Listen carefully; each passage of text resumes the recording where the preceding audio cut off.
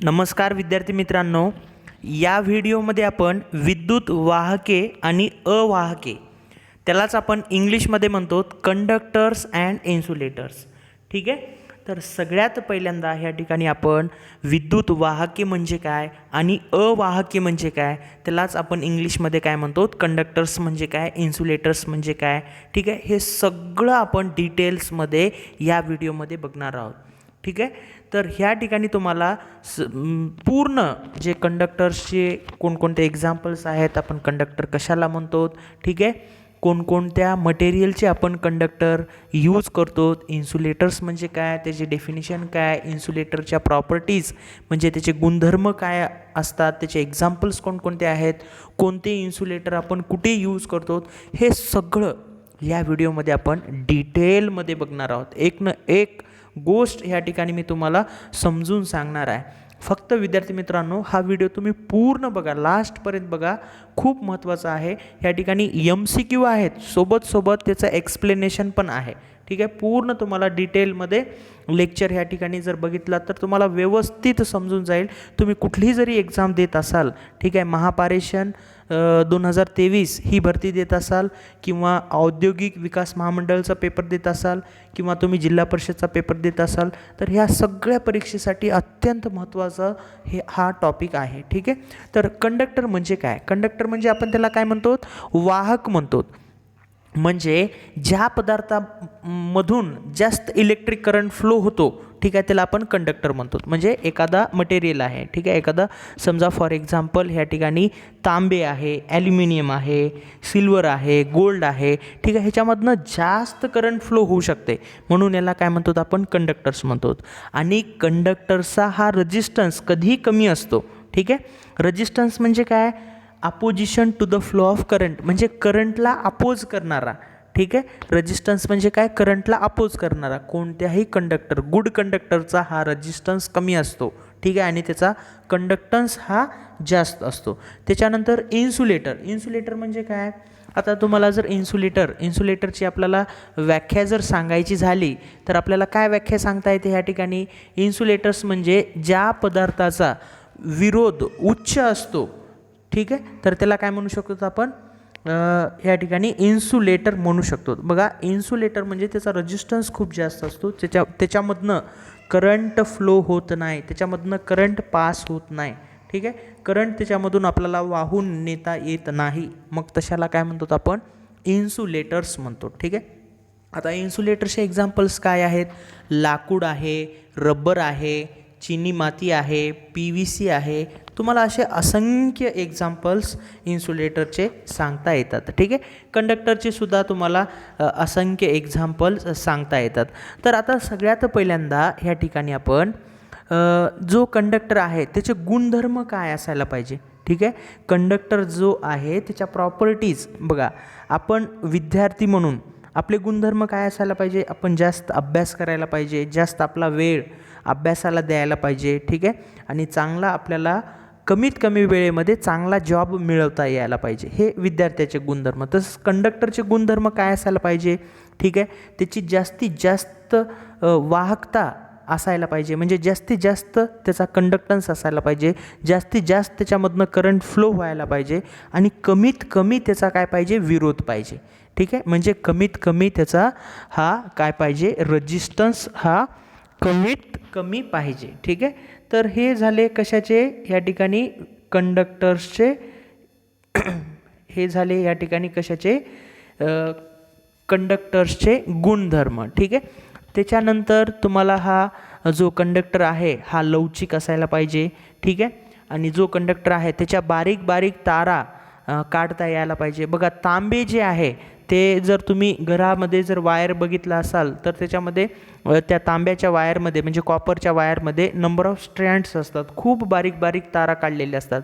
म्हणजे आपले जे केस आहेत डोक्यावर त्या केसाच्या साईजचे तारा काढू शकतो. ठीक आहे. कॉपरचे. ठीक. ॲल्युमिनियमचे काढता येतात का, तेवढे काढता येत नाही, ॲल्युमिनियम तुटून जातो, पण कॉपरचे काढता येतात. ठीक आहे. आणि वेगवेगळ्या ताराचे जॉईंट्स आपल्याला त्या ठिकाणी बनवता यायला पाहिजे, ठीक आहे. त्यावर सोल्डरिंग करता यायला पाहिजे, ठीक आहे. त्याची मेकॅनिकल स्ट्रेंथ म्हणजेच काय, यांत्रिक शक्ती मजबूत असायला पाहिजे, ठीक आहे. त्याच्यानंतर त्याची ताणशक्ती चांगली असायला पाहिजे, म्हणजे आपण खूप थोडंसं जोरानं जर ओढलं तर तो तुटू नये, ठीक आहे. त्याला आपण काय म्हणतो, त्याची ताणशक्ती, ठीक आहे. जर त्याच्यावरती स्ट्रेस दिला आपण दोन्हीकडून जर ओढलो तर, ठीक आहे, तर ते तुटू नये, त्याची ताणशक्ती जास्त असायला पाहिजे. त्याच्यानंतर गंज प्रतिबंधात्मक असायला पाहिजे, ठीक आहे. तो गंजू नये, म्हणजे त्याचं कोरोजन होऊ नये असं असायला पाहिजे, ठीक आहे. आणि सगळ्यात महत्त्वाचं म्हणजे तो मार्केटमध्ये जास्त प्रमाणामध्ये अवेलेबल असायला पाहिजे, ठीक आहे. तरच आपण ते ह्या ठिकाणी कंडक्टर म्हणून यूज करू शकतो, ठीक आहे. त्याच्यानंतर सगळ्यात महत्त्वाचं आता किमतीने परवडणारा असायला पाहिजे. आता एखाद्या विद्यार्थ्याने म्हणलं, सर मला कंडक्टर गोल्डचेच यूज करायचं आहे, सगळीकडे घरात माझ्या वायरिंग करायची आहे आणि गोल्डचे कंडक्टर यूज करायचं आहे, ठीक आहे. गोल्डची जे मध्ये जे वायर असते त्याच्यामध्ये गोल्डचे कंडक्टर, हे आपल्याला परवडेल का? गोल्डचं परवडत नाही, ठीक आहे. म्हणजे किमतीने सुद्धा तो परवडणारा असायला पाहिजे. लक्षात आलं, ठीक आहे. नेक्स्ट बघा, आणि त्याच्यावरती वातावरणाचा कुठलाच परिणाम होऊ नये, ठीक आहे. एखाद्या वेळेस बघा, जर वातावरणामधलं किंवा एखाद्या डिव्हाइस कंटिन्यू ऑन असल्यामुळे जर टेम्परेचर वाढलं कंडक्टरचं, तर त्याच्या रेजिस्टन्समध्ये वाढ होऊ नये, कमीत कमी वाढ व्हायला पाहिजे. म्हणून तशा कंडक्टरला आपण काय म्हणू शकतो, गुड कंडक्टर म्हणू शकतो, ठीक आहे. तर हे झाले कंडक्टरचे गुणधर्म, ठीक आहे. आपण बघा, हा जरी क्लास तुम्हाला MCQ टाईप वाटत असेल तर हा MCQ टाईप क्लास नाही, ठीक आहे. तुम्हाला याच्यामध्ये थेअरीचं सुद्धा पूर्ण डिटेलमध्ये तुम्ही व्यवस्थित ऐका. तुम्हाला जे इम्पॉर्टंट पॉईंट्स वाटत असतील ते तुम्ही नोटबुक पेनसोबत ठेवा आणि लिहूनसुद्धा घेऊ शकता, ठीक आहे. नेक्स्ट बघा, ह्या ठिकाणी कंडक्टरचे आता वेगवेगळं वर्गीकरण केलेलं आहे, त्याला आपण क्लासिफिकेशन म्हणतो, ठीक आहे. घनरूप कंडक्टर आहे, त्यालाच आपण सॉलिड कंडक्टर म्हणतो, ठीक आहे. त्याच्यानंतर द्रवरूप कंडक्टर आहे, त्याला आपण काय म्हणू शकतो, त्या ठिकाणी लिक्विड कंडक्टर म्हणू शकतो, ठीक आहे. आणि वायुरूप कंडक्टर्स आहेत, ठीक आहे, त्याला आपण काय म्हणू शकतो, गॅसियस कंडक्टर म्हणू शकतो, ठीक आहे. आता हे घनरूप कंडक्टरचे एक्झाम्पल्स कोणकोणते आहेत, चांदी आहे, सोने आहे, तांबे आहे, ॲल्युमिनियम आहे, त्यालाच आपण काय म्हणतो, सिल्वर, गोल्ड, कॉपर, ॲल्युमिनियम, ठीक आहे, कार्बन म्हणतो, ठीक आहे. हे सगळे काय आहेत, घनरूप कंडक्टरचे एक्झाम्पल्स आहेत. त्याच्यानंतर द्रवरूप कंडक्टर्स आहेत, ठीक आहे. द्रवरूप म्हणजे जे लिक्विड टाईपमध्ये असतात, ठीक आहे. कॉपर सल्फेट आहे, सिल्वर नायट्रेट आहे, त्याच्यानंतर ह्या ठिकाणी अमोनियम क्लोराईड आहे, त्याच्यानंतर वेगवेगळे ॲसिड्स आहेत, सोडियम क्लोराईड आहे, ठीक आहे. तर हे सगळे कशाचे एक्झाम्पल्स आहेत, लिक्विड कंडक्टर्सचे, त्याला आपण काय म्हणतो, द्रवरूप कंडक्टर, ठीक आहे. त्याच्यानंतर वेगवेगळे वायुरूप कंडक्टर्स आहेत, ठीक आहे. आर्गॉन आहे, निऑन आहे, मर्क्युरी आहे, हेलियम आहे, सोडियम आहे, ठीक आहे. हे सगळे कशाचे, वायुरूप, म्हणजेच काय, या ठिकाणी याला लिक्विड कंडक्टर्स म्हणतो, ठीक आहे. आता कंडक्टरचे सुद्धा वेगवेगळे टाईप्स आहेत, ठीक आहे. कंडक्टरचे सुद्धा वेगवेगळे टाईप्स आहेत. सुपर कंडक्टर्स आहेत, त्याच्यानंतर तुम्हाला अजून वेगळ्या टाईपचे या ठिकाणी कंडक्टर्स अवेलेबल आहेत. सुपर कंडक्टर्स म्हणजे त्याची कंडक्टिव्हिटी जास्त असते, त्याच्यामधनं जास्त करंट वाहून तो कंडक्टर नेऊ शकतो, ठीक आहे. त्याच्यानंतर आपण गुड कंडक्टर म्हणतो, ठीक आहे. गुड कंडक्टर म्हणजे त्याची जास्त कंडक्टिव्हिटी असते, ठीक आहे. बॅड कंडक्टर म्हणजे त्याची कंडक्टिव्हिटी खूप कमी असते, ठीक आहे. जसं आता बॅड कंडक्टरचे जर तुम्हाला एक्झाम्पल सांगा म्हणलं तर काय काय सांगता येतात, तर येतात आपल्याला टंगस्टन आहे, नायक्रोम आहे, युरेका आहे, कार्बन आहे, हे काय आहेत, बॅड कंडक्टर आहेत, ठीक आहे. म्हणजे हे आपण बघा, हेचा जो यूज आहे टंगस्टनचा, आपण प्रकाश मिळवण्यासाठी करतो, ठीक आहे. त्याच्यानंतर आहे अर्धवाहक, त्याला आपण सेमी कंडक्टर म्हणतो, ठीक आहे. आता तुम्ही बघा, सेमी इंग्लिश ऐकलं असेल. सेमी इंग्लिश म्हणजे काय रे, ते पूर्ण सब्जेक्ट त्या इंग्लिशमधूनही राहत नाहीत आणि पूर्ण सब्जेक्ट मराठीमधूनही राहत नाहीत. बघा, मराठी मीडियम म्हणल्यानंतर सगळे सब्जेक्ट मराठीमधून राहतात, एक इंग्लिश जर सोडलं तर आपण, आणि इंग्लिश मीडियम म्हणल्यानंतर सगळे सब्जेक्ट इंग्लिशमध्ये राहतात, एखादी आपण लँग्वेजचा जर सब्जेक्ट सोडला तर, ठीक आहे. पण इथं काय आहे, सेमी कंडक्टर. आता सेमी इंग्लिश पण तुम्हाला माहिती आहे, ठीक आहे. सेमी इंग्लिश म्हणजे काय, काही सब्जेक्ट मराठीतून असतात, काही सब्जेक्ट इंग्लिशमधून असतात. आता ह्या ठिकाणी आपल्याला काय आहे, सेमी कंडक्टर म्हणजे काय, त्याच्यामध्ये सेमी कंडक्टर म्हणजे त्याचा काही म्हणजे पर्सेंटेजमध्ये तो कंडक्टिंग प्रॉपर्टी पण त्याच्यामध्ये प्रेझेंट असते आणि इन्सुलेटिंग प्रॉपर्टी पण त्याच्यामध्ये प्रेझेंट असते, ठीक आहे. पण आपण त्याच्यामध्ये अदर मटेरियल जर ॲड केलो तर त्याची कंडक्टिव्हिटी इन्क्रीज होते आणि हे सेमी कंडक्टर मटेरियल आपण इलेक्ट्रॉनिक्समध्ये सगळ्यात जास्त यूज करतो, ठीक आहे. आणि आता जर तुम्हाला एक्झाम्पल सांगा म्हणलं सेमी कंडक्टर मटेरियलचे तर काय सांगता येतात आपल्याला एक्झाम्पल? सिलिकॉन आणि जर्मॅनियम हे सेमी कंडक्टर मटेरियलचे एक्झाम्पल्स तुम्हाला सांगता येतात, ठीक आहे. तर हे सगळे होते या ठिकाणी वेगवेगळ्या टाईपचे कंडक्टर्स, ठीक आहे. हे वेगवेगळ्या टाईपचे कंडक्टर्स होते. आता त्याच्यानंतर आपण बघा इन्सुलेटर म्हणजे काय आणि इन्सुलेटरचे टाईप्स किती आहेत, इन्सुलेटर कशाला म्हणतो आपण आणि इन्सुलेटरचे गुणधर्म काय आहेत, इन्सुलेटरचे एक्झाम्पल्स, ठीक आहे, कोणकोणते आहेत, हे सगळं आपण डिटेलमध्ये बघूया. विद्यार्थी मित्रांनो, अत्यंत महत्त्वाचा व्हिडिओ आहे तुमच्यासाठी. पूर्ण व्हिडिओ बघा तुम्ही, ठीक आहे. काही समजलं नसेल, तुम्हाला काही डाऊट असेल तर कमेंट बॉक्समध्ये नक्की तुम्ही कमेंट करा. तुमचे जे कमेंट्स आहेत हेच माझं मोटिवेशन आहे, ठीक आहे. तर तुम्ही नक्की कमेंट करा आणि तुम्हाला काही डाऊट असेल, काही प्रॉब्लेम असेल, कुठं काही समजलं नसेल तर नक्कीच त्या ठिकाणी तुम्ही कमेंट करा. मला जसं वेळ मिळेल तसं मी कमेंटच्या तुमचा रिप्लाय देण्याचा मॅक्झिमम प्रयत्न करेल, ठीक आहे. कारण तुम्ही जे कमेंट केलात, तुम्ही जे या ठिकाणी कमेंट आणि लाईक केलात तेच माझ्यासाठी या ठिकाणी मोटिवेशनल आहे, ठीक आहे. तेच माझ्यासाठी खूप व्हॅल्युएबल आहे, ठीक आहे. हां, नेक्स्ट बघूया आपण इन्सुलेटर्स. इन्सुलेटर्स कशाला म्हणतो, ठीक आहे. ज्या पदार्थाचा किंवा ज्या मटेरियलचा विरोध हा खूप जास्त असतो, ठीक आहे, उच्च विरोध असतो, त्याला म्हणतात आपण इन्सुलेटर्स आणि त्याच्यामधून करंट फ्लो होत नाही म्हणून तर त्याला इन्सुलेटर म्हणतो आपण, ठीक आहे. बघा आपल्या इलेक्ट्रिकल पॉवर सिस्टीममध्ये म्हणजे आपल्या ह्या ठिकाणी हे जे काही इलेक्ट्रिशियन आहे किंवा वायरमॅन आहे, ठीक आहे, जे काही इलेक्ट्रिकल इंजिनिअरिंग आहे किंवा डिप्लोमा असेल, ह्या सगळ्यामध्ये बघा आपल्या ह्या इलेक्ट्रिकल पॉवर सिस्टीममध्ये जेवढे कंडक्टर्स महत्त्वाचे आहेत तेवढेच इन्सुलेटरसुद्धा महत्त्वाचे आहेत, ठीक आहे. कारण विदाऊट इन्सुलेटर जर नसले असते तर आपण इलेक्ट्रिसिटी ट्रान्समिशन डिस्ट्रीब्युशन या ठिकाणी केलं असतं का खूप प्रॉब्लेम आले असते, ठीक आहे. बघा आपण पोलला इन्सुलेटर यूज करतो, अनेक ठिकाणी आपण असे तुम्हाला हजारो प्लेसेस सांगता येतात ज्या ठिकाणी आपण इन्सुलेटर्स यूज करतो, म्हणून इन्सुलेटर्ससुद्धा महत्त्वाचे आहेत. आता इन्सुलेटर म्हणल्यानंतर ह्याचा जास्तीत जास्त रेजिस्टन्स असायला पाहिजे, ठीक आहे, आणि कमीत कमी याचा काय असायला पाहिजे म्हणजे रेजिस्टन्स जास्त असायला पाहिजे, ठीक आहे. आणि सगळ्यात महत्त्वाचं म्हणजे याचा जर टेम्परेचर इन्क्रीज झाला, ठीक आहे, टेम्परेचर म्हणजे याची टेम्परेचर कॅरिंग कॅपॅसिटी हा जास्त टेम्परेचरला ह्या ठिकाणी तो सस्टेन म्हणजे तो जास्त टेम्परेचरला सुद्धा तो टिकला पाहिजे, ठीक आहे. कारण किंवा जास्त टेम्परेचर झालं मग लिकेज करंट जर फ्लो होत असेल इन्सुलेटरमधून तर त्या ठिकाणी वेगवेगळे प्रॉब्लेम्स तयार होतात, ठीक आहे. लिकेज करंट फ्लो झाला म्हणजे हीट प्रोड्यूस होते, अजून नंबर ऑफ प्रॉब्लेम्स त्याच्यावर एकाहून एक नंबर ऑफ प्रॉब्लेम्स त्या ठिकाणी क्रिएट होऊ शकतात. म्हणून इन्सुलेटरमधनं लिकेज करंट फ्लो होऊ नये असे इन्सुलेटर्स असायला पाहिजे.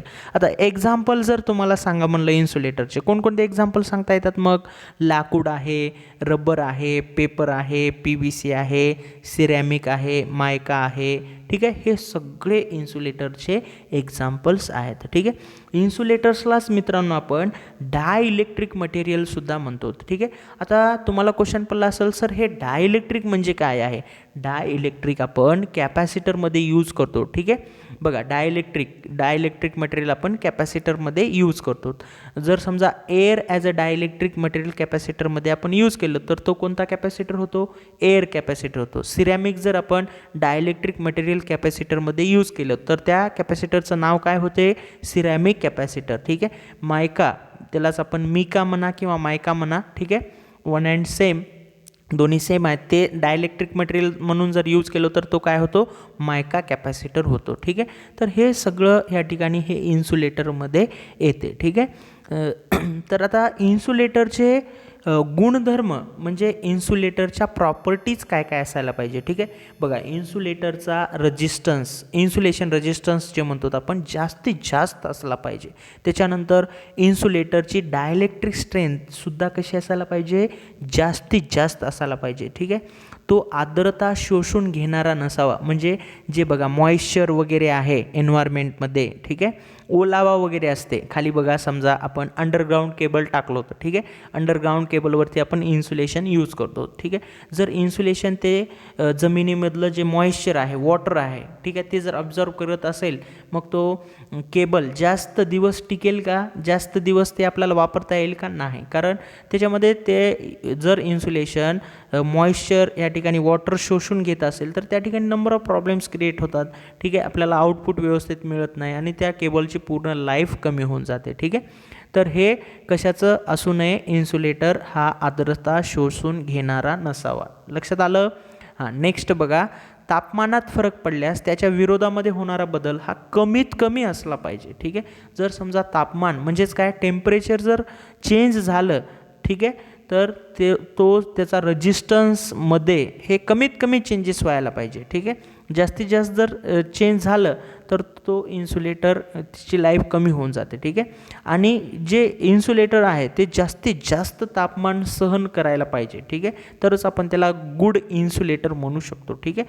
त्याच्यानंतर त्याची थर्मल स्टॅबिलिटी म्हणजे काय, जास्त टेम्परेचरला तो टिकला पाहिजे, ठीक आहे. जास्त कितीही टेम्परेचर जर असेल तर तो जर टिकत असेल तर त्याला आपण काय म्हणू शकतो, गुड इन्सुलेटर म्हणू शकतो, ठीक आहे. त्याच्यानंतर बघा, इन्सुलेटर हा यांत्रिकदृष्ट्या मजबूत असला पाहिजे. म्हणजेच काय, इन्सुलेटरची मेकॅनिकल स्ट्रेंथ हे कशी असायला पाहिजे, जास्त असायला पाहिजे, तरच आपण त्याला काय म्हणू शकतो, हा गुड इन्सुलेटर आहे म्हणू शकतो, ठीक आहे. आता नेक्स्ट बघा, अजून इन्सुलेटरचे कोणकोणते गुणधर्म असायला पाहिजे. इन्सुलेटर हा म्हणजे हवामान जो आहे, म्हणजे एन्व्हायरमेंट जे म्हणतो, त्याच्यावरती काही परिणाम होऊ नये असा इन्सुलेटर असायला पाहिजे, ठीक आहे. तर आणि आता बघा, सगळ्यात महत्त्वाचं एक टेबल आहे. इन्सुलेटरचे वेगवेगळे क्लासेस आहेत, ठीक आहे. क्लास वाय आहे, क्लास ए आहे, क्लास ई आहे, क्लास बी आहे, क्लास एच आहे, त्याच्यानंतर क्लास एफ आहे, क्लास सी आहे. असे वेगवेगळे इन्सुलेशनचे क्लासेस आहेत आणि प्रत्येक क्लासचं वेगळं टेम्परेचर आहे, ठीक आहे. क्लास वायचं टेम्परेचर 90 डिग्री सेल्सिअस आहे, ठीक आहे. क्लास एचं टेम्परेचर 105 डिग्री सेल्सिअस आहे. क्लास ईचं टेम्परेचर 120 डिग्री सेल्सिअस आहे. क्लास बीचं टेम्परेचर 130 डिग्री सेल्सिअस आहे. क्लास एफचं टेम्परेचर 155 डिग्री सेल्सिअस आहे. क्लास एचचं टेम्परेचर 180 डिग्री सेल्सिअस आहे.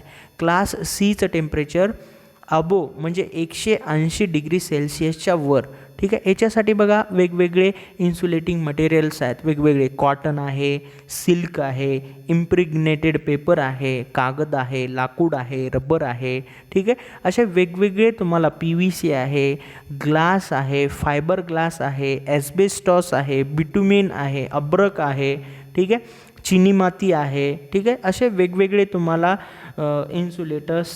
इन्सुलेटर्सचे एक्झाम्पल सांगता येतात. सिलिकॉन आहे, रेझिन आहे, ठीक आहे. त्याच्यानंतर ग्लास कॉर्ड्स असतात, ठीक आहे, सिरॅमिक आहे. असे भरपूर तुम्हाला एक्झाम्पल सांगता येतात. आणि इलेक्ट्रिकल पॉवर सिस्टीम म्हणजे आपल्या ह्या पूर्ण जनरेशन, ट्रान्समिशन, डिस्ट्रीब्युशन, युटिलायझेशन ह्या पूर्ण सिस्टीममध्ये आपण हे नंबर ऑफ इन्सुलेटर्स आपण यूज करतो, ठीक आहे.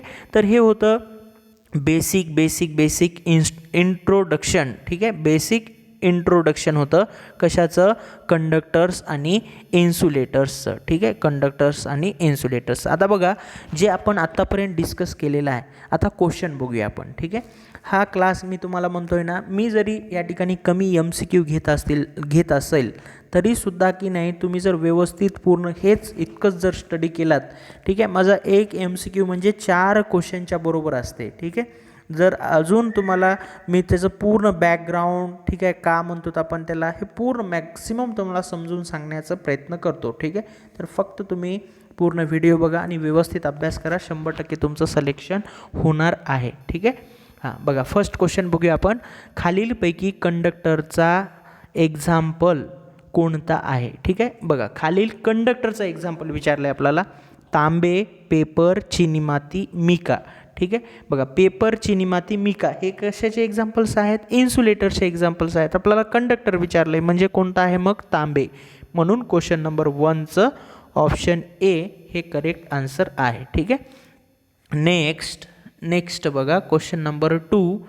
चांगल्या वाहकाचे म्हणजे चांगले वाहक म्हणजे काय, कंडक्टर. गुणधर्म काय असले पाहिजे, आताच आपण डिस्कस केलो. ठीक आहे, वाहकाची वाहकता जास्तीत जास्त असायला पाहिजे, म्हणजे त्याची कंडक्टिंग कॅपॅसिटी जास्त असायला पाहिजे. वाहकाची वाहकता जास्तीत जास्त नसली पाहिजे, कंडक्टिंग कॅपॅसिटी त्याची ह्या ठिकाणी जास्तीत जास्त नसली पाहिजे म्हणत आहे. ठीक आहे, करेक्ट आहे का हे वाहकाचं म्हणजे चांगल्या कंडक्टरचं गुणधर्म आहे का, नाही. ठीक आहे, नेक्स्ट बघा, वाहकाची वाहकता जास्तीत जास्त कमी असली पाहिजे. ठीक आहे, आपल्याला असं कन्फ्यूज करण्यासाठी जास्तीत जास्त कमी म्हणजे हे चुकीचं वाक्य दिलेलं आहे या ठिकाणी. ठीक आहे, आणि वरील सर्व याचं बघा करेक्ट आन्सर आहे, वाहकाची वाहकता जास्तीत जास्त असायला पाहिजे, कंडक्टरची जे कंडक्टिंग कॅपॅसिटी आहे ते जास्त असायला पाहिजे, म्हणून क्वेश्चन नंबर 2चं ऑप्शन ए हे करेक्ट आन्सर आहे. ठीक आहे, नेक्स्ट बघा, खालीलपैकी वायुरूप कंडक्टरचा एक्झाम्पल कोणता आहे. ठीक आहे, खालीलपैकी वायुरूप कंडक्टरचे एक्झाम्पल्स आत्ताच मी तुमच्यासोबत डिस्कस केलेलं आहे, तर तुम्हाला जर येत असेल तर तुम्हीसुद्धा आन्सर याचं सांगू शकता. वायुरूप कंडक्टर म्हणलं आहे, आर्गॉन आहे का, निऑन आहे का, मर्क्युरी आहे का, हेलियम आहे का, सोडियम आहे. ठीक आहे, तर वायुरूप कंडक्टर म्हणल्यानंतर हे जेवढे मी इथं लिहिलेले आहेत हे सगळेच वायुरूप कंडक्टर आहेत. ठीक आहे, बघा तुम्ही याचा खूप बारकाईने अभ्यास करा, एक्झाममध्ये तुम्हाला मिक्स असे दिले जातात. ठीक आहे, वायुरूप म्हणून तिथं तुम्हाला द्रवरूप किंवा घनरूपचे किंवा सॉलिड, लिक्विड, गॅसियस कंडक्टरचे मिक्स एक्झाम्पल दिल्या जातात आणि तुम्हाला क्वेश्चन एक्झाममध्ये याच्यावरती येतात. ठीक आहे, तर या ठिकाणी हे सगळेच वायुरूपचे किती एक्झाम्पल्स आहेत, टोटल इथं 5 आहेत. ठीक आहे, 5चे 5 कशाचे एक्झाम्पल्स आहेत, वायुरूपचे आहेत. तुम्ही व्यवस्थित नोट करून ठेवा, वायुरूप कोणते आहेत, घनरूप कोणते आहेत, द्रवरूप कोणते आहेत, त्यालाच आपण काय म्हणतो, सॉलिड, लिक्विड, गॅसियस ह्या ठिकाणी कंडक्टर्स. ठीक आहे, म्हणून क्वेश्चन नंबर 3चं ऑप्शन एफ वरील सर्व हे करेक्ट आन्सर आहे. ठीक आहे, नेक्स्ट क्वेश्चन, खालीलपैकी द्रवरूप कंडक्टरचा एक्झाम्पल कोणता आहे. द्रवरूप म्हणजे काय, सॉलिड कंडक्टरचा एक्झाम्पल कोणता आहे. ठीक आहे, ह्या ठिकाणी द्रवरूप ह्या ठिकाणी लिक्विड कंडक्टर. ठीक आहे, लिक्विड कंडक्टर, द्रव म्हणजे लिक्विड. ठीक आहे, लिक्विड कंडक्टर्सचा एक्झाम्पल कोणता आहे. ठीक आहे, आता बघा इथं वेगवेगळे ऑप्शन दिलेले आहेत, कॉपर सल्फेट आहे, सिल्वर नायट्रेट आहे, अमोनियम क्लोराईड आहे आणि सोडियम क्लोराईड आहे, वरील सर्व. ठीक आहे, हे सगळे एक्झाम्पल द्रवरूप कंडक्टरचे आहेत, copper sulphate, silver nitrate, ammonium chloride, sodium chloride, हे सगळे कशाचे एक्झाम्पल्स आहेत, द्रवरूप कंडक्टरचे एक्झाम्पल्स आहेत, म्हणजेच काय, लिक्विड कंडक्टरचे एक्झाम्पल्स आहेत. ठीक आहे, वरील सर्व हे आन्सर करेक्ट आहे. नेक्स्ट, खालीलपैकी घनरूप कंडक्टरचा एक्झाम्पल कोणता आहे. घनरूप म्हणजे काय, सॉलिड. ठीक आहे, सॉलिड कंडक्टरचा एक्झाम्पल कोणता आहे. ठीक आहे, आता ह्या ठिकाणी बघा वेगवेगळे एक्झाम्पल्स आहेत, चांदी आहे, सोने आहे, तांबे आहे, पितळ आहे, वरील सर्व. ठीक आहे, चांदीला काय म्हणतो आपण, सिल्वर, सोन्याला काय म्हणतो, गोल्ड. ठीक आहे, तांबेला काय म्हणतो, कॉपर. ठीक आहे, तर हे असे कंडक्टरचे एक्झाम्पल्स तुम्हाला माहिती असायला पाहिजे. आणि बघा हे सेपरेट तुम्ही लक्षात ठेवा, एक्झाममध्ये तुम्हाला मिक्स करून एक्झाममध्ये क्वेश्चन तयार करून तुम्हाला टाकल्या जातो. ठीक आहे, आता मी ह्याच्यासाठी सेपरेट घेतलं आहे. बघा इथं तुम्हाला हे 3 क्वेश्चन म्हणजे जवळपास 15 ते 20 क्वेश्चन याच्यावरती तयार होतात. ठीक आहे, मिक्स करून तुम्हाला. ठीक आहे, म्हणून हे 3 क्वेश्चनचा तुम्ही व्यवस्थित अभ्यास करा, तुमचे 15-20 क्वेश्चन कवर होऊन जातात. ठीक आहे, म्हणून या ठिकाणी क्वेश्चन नंबर 5चं ऑप्शन ई हे करेक्ट आन्सर आहे. ठीक आहे, नेक्स्ट क्वेश्चन, खालीलपैकी अर्धवाहक सेमीकंडक्टरचा एक्झाम्पल कोणता आहे. अर्धवाहक म्हणजे सेमीकंडक्टर. ठीक आहे, आता मी तुमच्यासोबत थोड्या वेळाखाली या व्हिडिओच्या स्टार्टिंगला डिस्कस केलं होतं, सेमीकंडक्टरचे एक्झाम्पल्स मी तुम्हाला सांगितलं होतं. ठीक आहे, आता ऑप्शन बघूया आपण, ऑप्शन बघून व्यवस्थित वाचून ठरवूया आपण की सेमीकंडक्टरचे एक्झाम्पल कोणते आहेत. बघा ऑप्शन ए आहे सिलिकॉन, ऑप्शन बी आहे जर्मॅनियम, ऑप्शन सी आहे दोन्ही सिलिकॉन आणि जर्मॅनियम, ऑप्शन डी आहे कोणताही नाही. ठीक आहे, तर करेक्ट याचा आन्सर कोणता आहे, दोन्ही सिलिकॉन आणि जर्मॅनियम हे दोन्हीही सेमीकंडक्टर मटेरियलचे एक्झाम्पल्स आहेत, म्हणून क्वेश्चन नंबर 6 ऑप्शन सी हे करेक्ट आन्सर आहे. ठीक आहे, नेक्स्ट क्वेश्चन, खालीलपैकी प्रकाश मिळवण्यासाठी आपण काय वापरतो? जर आपल्याला प्रकाश मिळवायचा असेल, ठीक आहे, तर काय वापरतो? बघा ऑप्शन थ्रू जावं लागेल अशा क्वेश्चनसाठी.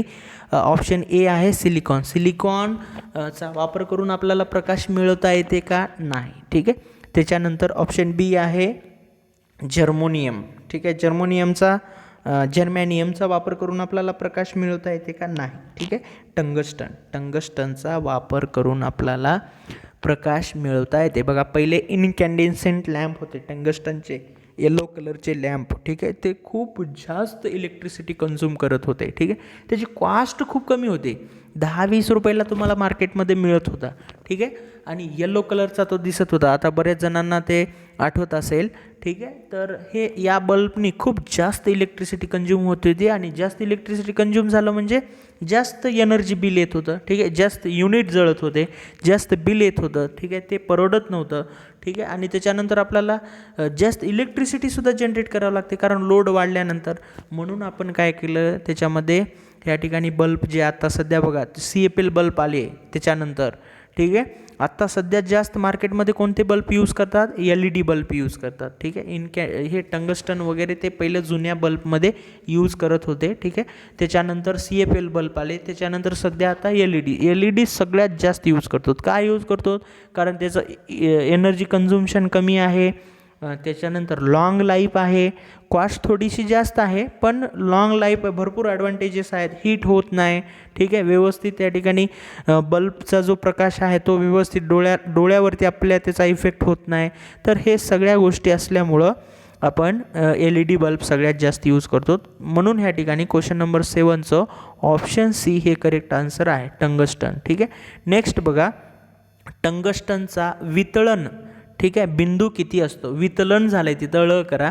टंगस्टनचा वितळण बिंदू किती असतो माहिती आहे का कोणाला? जर तुम्हाला माहिती असेल तर तुम्ही कमेंट बॉक्समध्ये तुमचं आन्सर या ठिकाणी कमेंट करू शकता. ठीक आहे, बघा इथं 3400, 3400 degree Celsius, 2000 degree Celsius, 3000 degree Celsius आणि 1500 डिग्री सेल्सिअस. ह्याचं करेक्ट आन्सर आहे टंगस्टनचा हा 3400 डिग्री सेल्सिअस हा वितळण बिंदू म्हणजे मेल्टिंग पॉईंट. बघा इमॅजिन करा, वॉटर किती डिग्री सेल्सिअसला ह्या ठिकाणी बॉईल होतो? 100 डिग्री सेल्सिअसला वॉटर ह्या ठिकाणी बॉईल होतो. ठीक आहे, म्हणजे त्या ठिकाणी वाफ तयार होते. तर 3400 डिग्री सेल्सिअसला तो वितळतो. म्हणजे हे टेम्परेचर कमी नाही, अशा टेम्परेचरच्या जवळसुद्धा आपण ह्या ठिकाणी थांबू शकत नाही, तेवढं खूप जास्त टेम्परेचर आहे. बघा आपली कॅपॅसिटी बघा, उन्हाळ्यामध्ये 47, 48 किंवा 49 डिग्री सेल्सिअस टेम्परेचर झालं तर आपल्याला इतकी गरमी होते. ठीक आहे, आणि 3400 बघा, ठीक आहे, इमॅजिनसुद्धा करू शकत नाहीत आपण, इतकं टेम्परेचर हे जास्त आहे. लक्षात आलं का? नेक्स्ट, म्हणून ह्या ठिकाणी बघा क्वेश्चन नंबर 8चं ऑप्शन ए हे करेक्ट आन्सर आहे. ठीक आहे, नेक्स्ट बघा, लोखंडावर जस्ताचा थर दिल्यास त्याला काय म्हणतात? समजा एक लोखंड आहे आणि त्याच्यावरती जस्ताचं थर दिलं, जस्त. ठीक आहे, त्याला काय म्हणतो आपण? लोखंड म्हणतो का GI म्हणतो का सिल्वर म्हणतो का गोल्ड?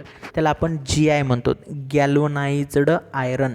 काय म्हणतो आपण? Galvanised iron. लोखंडावर जर जस्ताचा थर दिलं तर त्याला आपण गॅल्वनाइज्ड आयरन म्हणजेच काय? GI.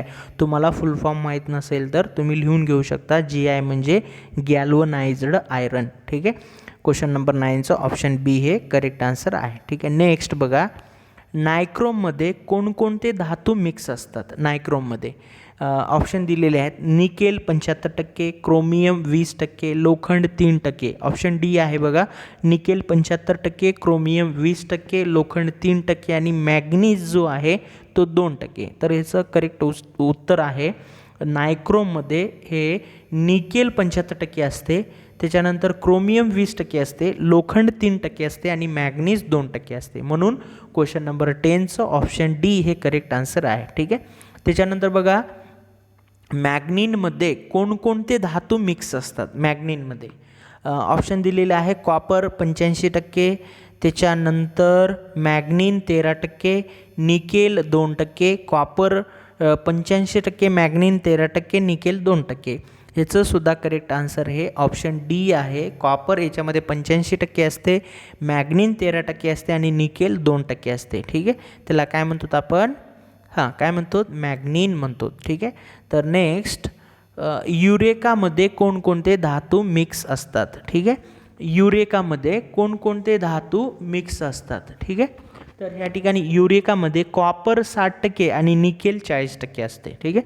बघा ऑप्शन दिलेले आहेत, कॉपर 60%, निकेल 40%, मॅग्नीन 13%. ऑप्शन डी आहे कॉपर 60% आणि निकेल 40%, म्हणजे ऑप्शन डी हे करेक्ट आन्सर आहे. ठीक आहे.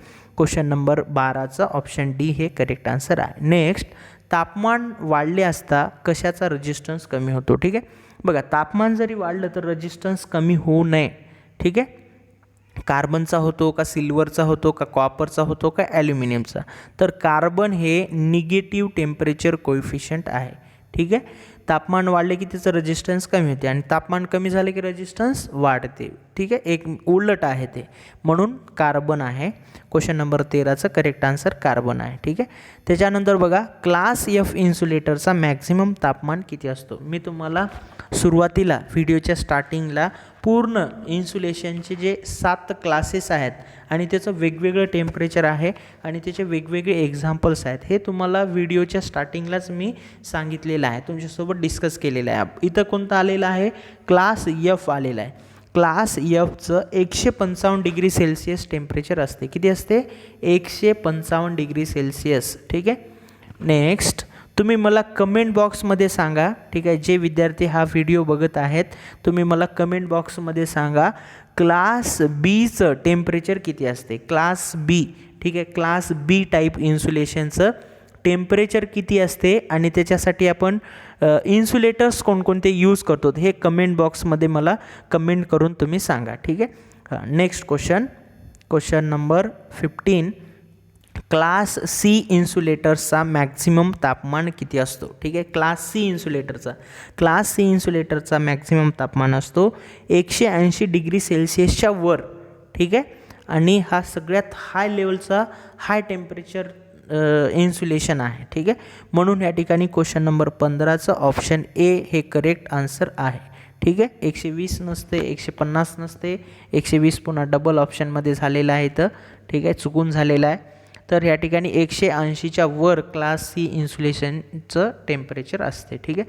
तर हे होते विद्यार्थी मित्रांनो 15 इम्पॉर्टंट क्वेश्चन. पण या व्हिडिओमध्ये आपण इन्सुलेटर्स आणि कंडक्टर याच्या रिलेटेड जे थेरॉटिकल कन्सेप्ट आहेत ते मॅक्सिमम कन्सेप्ट या ठिकाणी मी या व्हिडिओमध्ये कवर केलेला आहे. ठीक आहे. तर विद्यार्थी मित्रांनो, तुम्हाला जर हा व्हिडिओ आवडला असेल तर या व्हिडिओला तुम्ही लाईक करा आणि मॅक्सिमम तुमच्या मित्रांसोबत शेअर करा.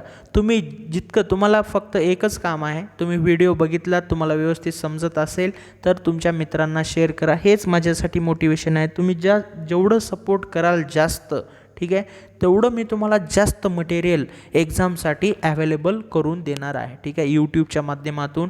त्याच्यानंतर आपला एक व्हॉट्सअप ग्रुप तयार केलेला आहे. ठीक आहे. त्या व्हॉट्सअप ग्रुपला भरपूर विद्यार्थी महाराष्ट्रातून, प्रत्येक जिल्ह्यातून विद्यार्थी जॉईन झालेले आहेत.